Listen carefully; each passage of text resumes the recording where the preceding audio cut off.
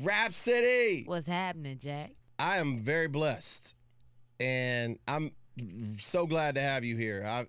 I've known about you for a minute, but recently, I took the time to really do my history lesson on you, and man, I'm impressed in a whole lot of different ways. But first of all, thank you for coming. Come on, thank you for letting me be here, man. Look, I got mad love for LA and power.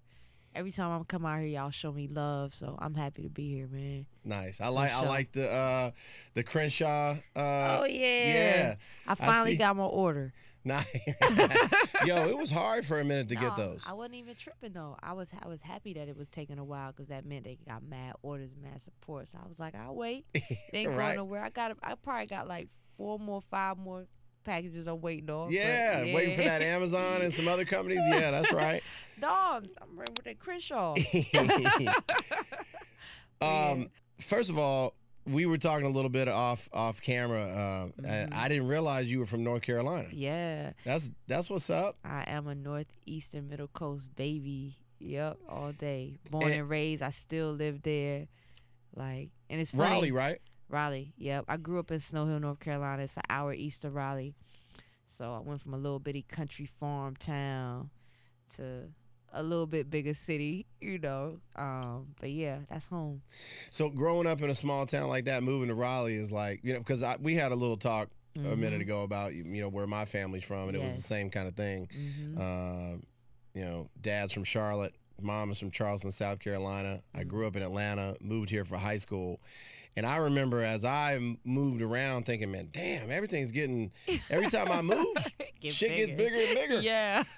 How was that transition, going from a small town like that to big bad Raleigh, which is a college town? Right. At first, it was like, I don't know. It took some getting used to. I got lost a lot, trying to figure out the highway. You were like, the traffic here in Raleigh is thick. Yo, for real. And then I understood, our traffic is really cool because, once you leave the state and travel, you go to New York, Washington, D.C., L.A., you see what traffic really is. But it was a good transition. I was a country kid, but at the same time, I think I was city at heart. And I always wanted to live in a big city. My dream was to live in New York. So when I got to Raleigh, it was just like, it's bigger than where I'm from. It ain't big enough, but it's bigger than where I'm from. But it was cool, man. I got exposed to a lot more, like art, going to live shows, culture. So that was dope. If I lived in Raleigh, I'd be at basketball games probably all the time. That's NASCAR, right? That's what I would do. I told you I'm going to a Clemson Georgia Tech game with my dad in a couple days, which I'm excited about. So you're a huge Tupac fan. Yeah, I love Tupac. And I saw your performance on Jimmy Kimmel. Oh, yep. And I forgot the guy's name that was on the piano. Oh, PJ Morton. PJ. Yes. Y'all make a great combination. Thank you. Dude is super talented. Cold. He's cold. And I think you guys, if I'm not mistaken, y'all mixed about 3 different Pac songs. 2. Together. Okay. We did Keep Your Head Up and Dear Mama. Amazing. Yeah. Amazing. Yep. How was that? How did that idea come about? Man, I was rehearsing with the band, and we were doing the song straight through, and I'm just like, y'all, we on Jimmy Fallon. We got to make it like a moment. You know what I'm saying? Did I just say Jimmy Kimmel? I just said Jimmy Kimmel. Everybody does. Jimmy Fallon. Yep. I was just like, we got to make it a moment. And at the same time, Kobe had just passed away. So I was like, let's do something for the West Coast because the West been getting hit a lot. And I was like, I hit my band director. I was like, yo, what's the tempo of Keep Your Head Up? Because, the sample for the hook of Afeni, the song that we use, is from Keep Your Head Up. So I was like, it just makes sense to show, that connection of where I got that 84 from. I don't know, but he said it was close. That's all I needed to hear. So I was like, make it happen. Yeah, I was like, yo, I think it'd be harder for the second verse. We go, dun, dun, dun, dun, dun, dun. I was like, can y'all do it? And they did it. And I was like, let's change it one more time, because that's the thing. When we perform, they're known for switching up my songs in the middle. That's something I want us to be branded for. So I was like, yo, it'd be crazy if we do it one more time. What's the BPM of Dear Mama? And they was like, I think it'll work. So we just tried, and it was like, yo, that's cold. Like, it was this idea that just popped in my head. I don't know where it came from, but it just felt right. So it came from being an amazingly creative person. That part, yeah. Thinking off the cuff, being creative. Now you're about to perform at Essence.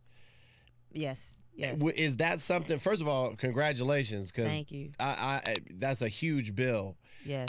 There's some amazing talent. You know, Essence is, you know, Essence Festival is always amazing. I think I was looking at it's just jam packed full of every year amazing artists. So congratulations, that's huge. I know you're you. excited about that. Well, I've been always wanting to perform on the Essence stage. Last year was the first time I got to go to the festival. I did a show with MC Light. Essence started a thing where they extended the festival, and they started doing like these smaller shows, you know, in different venues around the city. So that was dope. But to be on like one of the biggest stages this year, it's like, all right, we there, we getting there. So. I brought that up to also tie in with what you did on Jimmy Fallon. Is it possible, like when you put together something on the cuff like that, you know, I know you said you did it for the West Coast, but is it one of those things like we might want to do that at oh yeah, well, that's definitely keeping that. Yes. Yeah, okay. Without a doubt. When I'm with the band, I was talking to them actually today, because we're rehearsing. I have a show at the Kennedy Center in DC tomorrow for Black Girls Rock Fest, and it was like, are we gonna keep a feeling like we did it on Fallon? I was like, absolutely. You know, that's what we gonna do. Like, we gonna give people the show. Like, that's what they want to see. That's right. So, so tonight you're at El Rey Theater. El Rey Theater. Yes. When you leave here, you're going to do sound check. Yes. This is a Black woman created this tour. Yes. How did that come about? Man, actually, I started working with this company called Message in a Bottle. And they have this T-shirt that says "A Black woman created this," and I was like, "Yo, that's dope." So I did the BET Awards, Hip Hop Awards last year, and I was designing my outfit for that. And you know, we had Lauren on it, we had Queen Latifah, Kim. We paying homage to Black women, and I was like, "Yo, this slogan is ill." I was talking to Misa Hilton, my stylist. I was like, "Can we put it on the joint?" So we put it on the suit. And then I went on tour with Crit. So, you know, I knew I was having this tour, and I was just like, yo, I don't want to call it the Eve tour, so I'm trying to think of different names. And actually, my videographer, her name is Troya, she was like, why don't you call it A Black Woman Created This? And I was just like, yo, that's perfect, you know. And she just got inspired by it being on my clothes from the BET Awards, seeing it on the patch. But I was inspired from somebody else that created the T-shirt. So, you know, and using it just fit what I represented, what the album represents, you know, what Afeni represents, what the tour represents. You know, I'm a Black woman. I'm bringing two phenomenal Black women with me, Rock and Heather Victoria. My booking agent is a Black woman. My tour manager is a Black woman. My videographer is a Black woman. The girl that does my merch is a Black woman. So it's just like, yo, we really gonna represent for the ladies and call it really what it is. So that's a good segue into talking about Mac Miller, because Mac, rest in peace, was not Black, and he was not a woman. No. But you were a huge fan of Mac Miller. Yeah, vice versa. Mac just loved hip hop. He loved people. It didn't matter who you were. That's one thing I loved about him. Like, you know, he just saw people for who they were. It didn't care, you know, what you look like. If it's either dope or it's not. That's all Mac cared about. Is it dope or is it not? I met him for the first time like 2010, 2011. He came to the studio, didn't really know me. He was a fan of Ninth and Crisis, so he came to work and get beats, and Ninth was playing some of my music. And, you know, he was vibing. He was like, yo, it's cold. He leaves, and then I think a week later he calls and like, I want to bring her on tour. And we did 5 records after that. I went on tour with him, and he was just a homie ever since. Like, and I tell people all the time, like, I'm not the only one that has that story. Like, he does that for so many artists. Like, if he likes your music and likes you, he's rocking with you off gate. So that's what. That's amazing. Yeah, he was an artist. Yes, to the core. And he had such a wide spectrum of friends in music. You know, he was doing songs with, you know, a little more what's the word I'm looking for? eclectic, commercial, oh, that part, artist, yeah. and then he was working with the most underground of underground Yes. artists. That's what. If you were dope, you were dope. That's all he cared about. Whether you were pop, whether you were rock, hip hop, like you were DJ Premier, Ariana Grande, he didn't care. Like it was, and that's how it should be. Like we as artists, like we shouldn't be put in boxes. We shouldn't be looked at as, oh, you're not big enough. Is it dope or is it not? That's all he cared about. That's dope. That's how it should be. Yeah, 100%. Let's talk about Eve. Yes. First of all, the album. How did you come up with that title? I had a different title, and I played the album for Queen Latifah, and she was like, "What you gonna call it?" And I told her the old name, and she was like, You know, it's so many Can words. we get that old name? Bro, you don't need to know that. But she wasn't rocking with We it. was gonna call it Alien, and it was, you know, it was supposed to be short for alienated. Black women are alienated, or just out of this world, or otherly. But She was like, nah. I kind of felt it because I was like, I don't know about that. But yeah. she was like, yo, you gotta come up with something that really speaks to what the album is. Like, you naming all these songs after these black women. I was like, all right. So I went home and I thought about it. And I mulled over it for days. And I was like, all right, what am I really trying to say? Like, I don't want to name it after myself. There's not one particular black woman I could just name the project after. So if we talking about women, what we talking about? I'm just like, the first woman name was Eve. Let's call it Eve, the mother of all living things. And bam, I just went with that. And that's so each title of on the album is named after An influential black woman, you know, whether she's iconic, historic, or she's a new figure, a new name, like an Ibtihaj Muhammad, who's, you know, just becoming a household name. We just wanted to show love to women that inspire me, and I knew that inspired other women like me, you know what I'm saying? But also were a representation of different pieces of me. So like a Whoopi Goldberg, you know, she might show my fun side, my funny side. A Nina Simone may show, you know, my introspective side, my strong side. A Feeny, the motherly side. So, you know, it gave different parts of black women to show that we're not monolith. The one image that they try to push to us on TV, that's not all we are. So that was a story I wanted to tell. Mm-hmm. Touch a little bit about, you know, obviously I'm not a woman. Obviously I'm not black.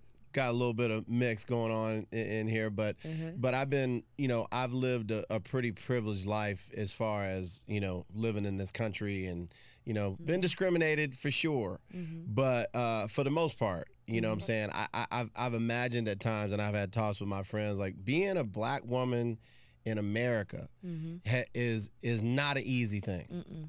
And talk about some of the struggles that you personally, you know, you can go back in time and, you know, to women in history that have gone through struggles, but talk about some of today's struggles that you personally have dealt with, and that you see your friends, or maybe not friends, but, you know, just people today, a black woman in today's world, some of the struggles. I mean, I think one, you know, just judged how you looked, second-class citizen. You know, we are the lowest paid, you know, if we're talking about pay rate. You know, just gaining the respect. Even people where I'm from, like, people will judge you the way you look, off of anything, your intelligence, you know, everything. I think those, you know, are the biggest things. They expect you, you know, to have an attitude, or you walk in and they may think like you ain't supposed to be in the position you in. You're supposed to be the help. Especially like, growing up in the South. Straight up. You said Snow Hill. Snow Hill, North Carolina. Not far from Raleigh. It's probably like an hour from Raleigh. Yeah, Okay. not far at all. You know, those are just some instances, you know, if we talking about my experiences in the music business, just, you know, being respected, you know, for being a lyrical black female that's intelligent, that doesn't have to get, you know, naked and be a part of the cookie cutter image, you know, that's not authentic to me, you know. But I mean, it's you know, so many I don't know. It's like you black and then you a woman. So it's like you got both things going against you. I got called a nigga probably like 3 years ago. You know. Back in the South? In North Carolina, straight up. Because that was my next thing I was going to touch on, because it's still a lot still hadn't changed out there. Nah. And the reason I know is, we've had a little bit of conversation about, where my family's from. Dad is from Charlotte. South Carolina's another monster. Mom is from Charleston, South Carolina. I grew up in Atlanta. And when I go home and visit, I'll tell you, well, I say funny story, but it's really not funny. It's not funny to me. I had to stop and get gas. I was driving from Atlanta. This was probably about 2-3 months ago. I was driving from Atlanta to Charlotte, and I had to stop. And I was like, there's a little area right near like the Georgia, South Carolina, North Carolina line where they all come together, right? And, I stopped and got gas. Walk in this gas station, and there was just this huge setup of Trump flags and caps and posters and all kind of stuff. Just this huge spread. And you got to understand, living out here in Los Angeles, we don't see that. No, y'all don't get that. And so I was like, whoa, shit, let me get my gas and get the hell out of here, because, I didn't exactly fit in. Right. And I got in the car and I called my dad. I was like, hey, man, what's up with all this Trump shit at this gas station? He's like, man, get out of here. I told him where I was at. He's like, yeah, get out of there. He's like, it's been, and it was like I took a step back in time. Yeah. And it's not that I'm not used to it, because when I go out and visit my family, like I'm about to, I tend to, rent a car and I'll drive from Charlotte to Atlanta to Charleston.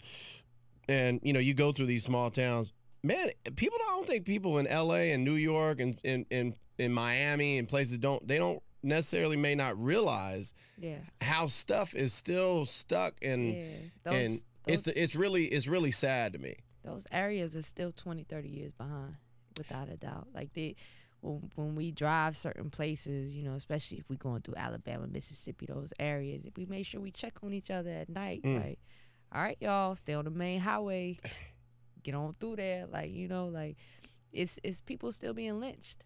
It don't always make the news, but people are still being hung, from trees. It's back in the 1900s. That's crazy to hear that. Yeah, without a doubt, but it doesn't make national news. You don't hear. And why do you think it doesn't? Why do I think it doesn't? How do people hide something like that?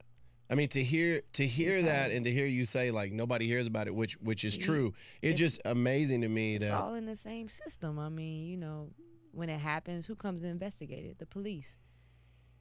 And we know police is, in the South, a lot of police is just KKK with a badge.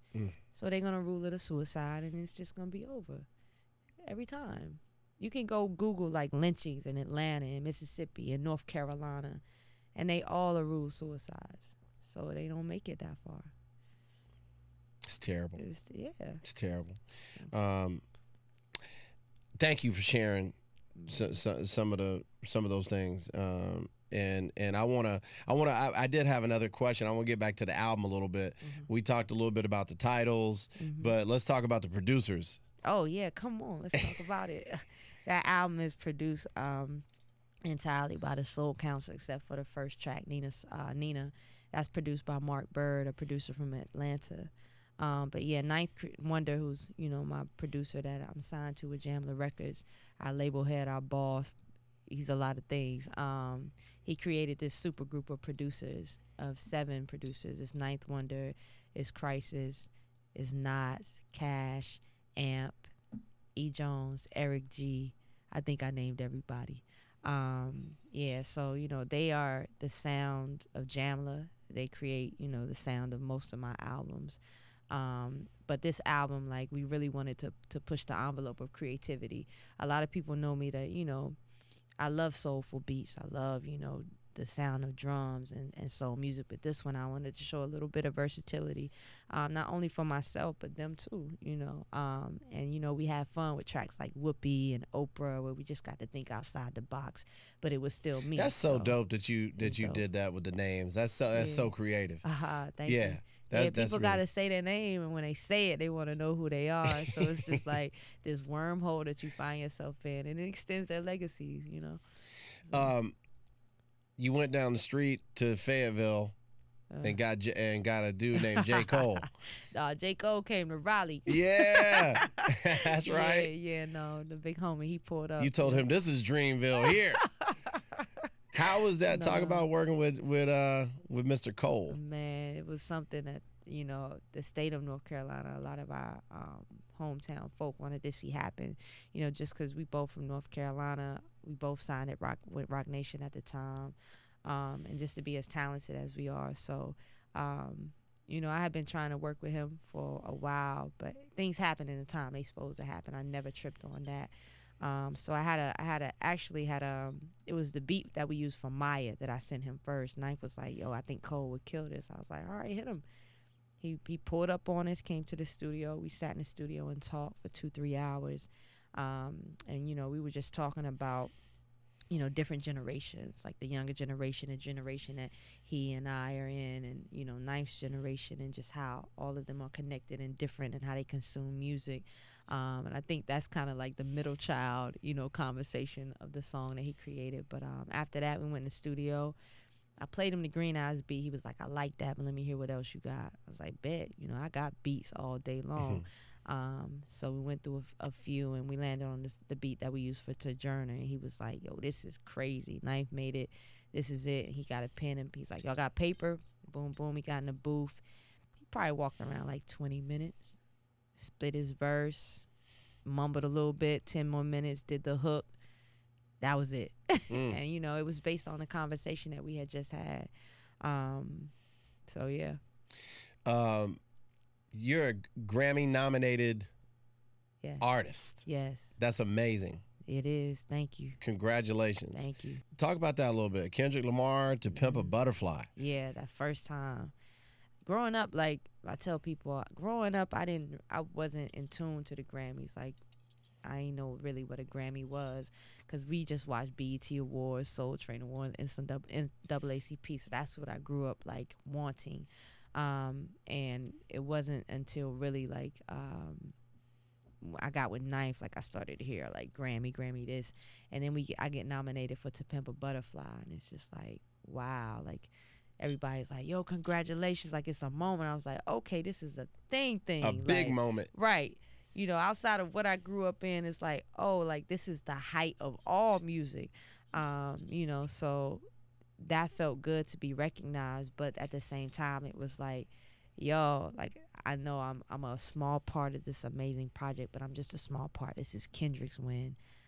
I want to know how I feel to get my own, you know. And we did Layla's Wisdom, and I didn't go into it like I'm going for a Grammy. I just wanted to make dope music, but to put that album out and for it to be critically acclaimed. But regardless of that, we never had high Billboard numbers. We never went platinum with it, never had any big radio hits, and to still be recognized for just putting together a cohesive, dope project that resonated people. Like, that's when it was like, man, like I have never been nominated for anything. And, you know, for this to be my first one for a Grammy that had 2 nominations, like, you know, it just validated for me when I really didn't need it, but it was good to have that. What you're doing is enough. Like, I don't have to change. I don't have to try to fit in with trends. Like, just be yourself. Make dope music, touch people, and that's going to get you where you need to be. And people care about that still. It's not only a popularity contest, which I thought a lot of it was, but it was just like that year I was like, okay, Grammys, I see you trying to do something different and just really appreciate the art and not necessarily just the names that are associated with the art. So, you know, it was dope. I'm sure there's more to come. I hope so. Oh, yeah. You know, we're going to keep creating. You've been on a long grind. Yeah. And you said something a minute ago, you know, I don't know how you worded it, but it was, you know, things happen in time. Yeah. Things happen at the right time. I really believe that. I do too. And I believe there's a reason for the timing. I look back at some of the things I can speak about me personally because I know more about me than most people, and some of my experiences, things I remember that I wanted a long time ago, and I think, man, if I would have gotten that blessing back then, I would have known how to handle it. And I think that plays a part. Not that you wouldn't have been able to handle some of the blessings you have now, 5 years ago, but there's something to traveling a long road. Yes. I think longevity and what's the word I'm looking for? Consistency and just stay in power. And I wanted to touch a little bit. I know you got to get out of here and go do a sound check. So you cut me off whenever you got to, but I do want to get into a little bit about some of these artists now, which I have a pretty vast plethora, if you will, of interests in not only hip hop music but music in general, which dates back some years. But I also follow music today because I'm a DJ and I break music and I love music. A lot of rappers, hip hop, people that kind of hold down the fort, so to speak, in hip hop recently, and I won't name a lot of names. We know some of them, but have criticized a lot of the newer hip hop that's out. What is your feeling about some of the newer music? Not only the sound, but some of the messages that are being put out. Man, I'm a big fan of freedom of expression, and I'm a big believer and supporter of everybody has a different story. They grew up a different way. They experienced different things. They live their life in a different way, and they have a story they want to tell in their own way, and I'm okay with that. The only thing that I have a gripe with is it's not the artist, it's the balance, and who creates or takes away the balance. It's not the artist. Artists is going and create what they gonna create. So to me, it's a bigger conversation of media, labels, like who's putting money behind you seeing this one image and only hearing this one sound and only hearing this one story. Because I think there is room for everybody. I think everybody's biggest gripe is there's no balance. But instead of saying that, the finger gets pointed at this person and this person, instead of figuring out how can we bring balance, where everybody can have a voice. You know what I mean? I got a label mate and a brother of mine, GQ, and he was like, we all ain't in the club 7 days a week. We live in life. Like, some people are dealing with death, sickness. Some people are getting promotions. Some people are happy. You go through all these different emotions, and you should have music and artists that speak to every part of life. Different things. Right. There are some people that grew up in hard times, some people that grew up in the suburbs, some people that grew up rich. Like, nobody's story is better than the next one, as long as it's true and authentic. And how they present their story. How they present it, right. Tell your story. You're going to touch or inspire, be a voice for somebody, So that's what it's about, just making sure there's balance and it's just not one story and one image being sold. What would you say to some of the folks out there right now that have been kind of criticizing the newer hip-hop that's out? Man, to be a part of the solution. And that was my next question. Yeah, the solution is, how can you take your voice, your dollars, whether it be you buying this album, streaming this album, going to a concert, putting your money and buying this ticket, but to be behind the artists that you do want to hear and that you do like, and that will balance it out and bring the stories that you want to hear versus other stories. Like, that's where your power lies. And if you don't speak up, if you just a talking head, then I say the people that talk the most and got the most opinions and never buy music ever. My dad told me today. Straight up. He said, if you don't go vote, don't you complain about Trump. No. And he's oh man, that's a whole nother story. But so yeah, the balance. Yeah. What is it going to take to get that balance? Besides, obviously, the consumer going out and like you said, supporting. But what is it going to take to really get that balance from the so-called powers that be, that kind of really influenced the music industry. What is there any one thing that we can do to kind of, like you said, we're not in the club 7 days a week. No. How do we shine some light on, you know, Sunday morning? How do we shine some light on Wednesday evening? Yeah. I honestly think it's a bunch of smaller things. You know, again, it's the people putting their dollars and saying, I don't want to hear this, I'm turning it off. Because as long as you let it play, right, and be like, oh, you must like that. It's that part. It's labels creating spaces and signing more than trying to create, oh, this person pop doing this, let's do 20 other acts that sound like that. Like, bro, like, come on. There's only, this is the one person. Go find something else. Like, take a risk. Like, develop artists, invest in art. It's also the media. Like, just don't go for the clickbait artists. Go for really trying to share and tell the stories of different artists and help propel their career. And it's also on artists, you know, too, to understand that, yo, if you have a style that you want to do, be yourself. Don't feel like, oh, I can't make it as myself, so I'm just going to do what he do. Believe in yourself. Believe in yourself, because at the end of the day, if you're just trying to be somebody and trying to keep up with the rat race, you're going to tire out, bro. It takes too much energy to be fake. Like, so, I mean, I just think it's a bunch of different things that, you know, we all can do. It seems like you're in a good place at Roc Nation. Yeah. I like being there. They got it figured out over there. You know, good folks, man. They do. I started with Ninth Wonder though, Jamla. He and Guru taught me so much before I even got to Roc Nation. They prepared me for the business. They prepared me for the game. To figure out who I was too in my voice, and you know, to understand that, you know, it is about unbalance of power, and you know, we have those conversations all the time, so I got to give credit to them too. Yeah. I don't want to make you late. I know, I could talk all day. Black woman created this tour. I can honestly talk to you all day. Like I have a million questions, but that just leaves us for part 2. Oh, that's what I was about to say. You know I'm coming back, right? You know, if you have dinner with somebody and you discuss everything in life, you know, it's like, what are we going to talk about next time we're at dinner? Yeah. But it was really nice finally getting to meet you in person. You too, Carolina brethren. Yeah, you already know. I go see Pops in 2 days. I'm excited. Come on now. You going to Cookout? We're going to a Clemson Georgia Tech basketball game. It's the last game of the season. And then I drive down to Charleston, hang out with some of my buddies are coming out there, and we're going to make a little weekend out of it and just, you know, cut up a little bit. Straight up. You got to cut up now. Man, what? You ain't got to tell me. Rapsody, until next time, nothing but love. Good luck tonight, and good luck with the album. Appreciate you, man. Yes, ma'am. Let's get it. Yeah.